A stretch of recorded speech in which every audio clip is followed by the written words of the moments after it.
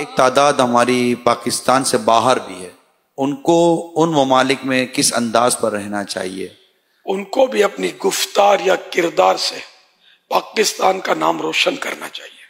यानी इतना मोहताज जिंदगी गुजारनी चाहिए कि कोई क्यों बोले कि ये पाकिस्तानी ऐसा, पाकिस्तानी चीटर, पाकिस्तानी लोगों के पैसे खा जाता है।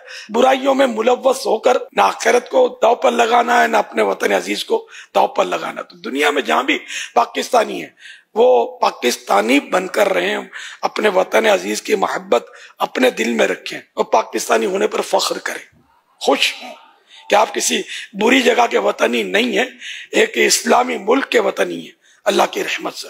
तो अपने किरदार से अपने मुल्क को दागदार ना बनाएं, बल्कि इसको मशहूर करें नेक नामी के हवाले से। इंशाअल्लाह हम सब मिलकर ये कोशिश करेंगे ना, तो ये है थोड़ा बहुत मतलब जो कुछ वो भी इंशाअल्लाह दूर हो जाएगा।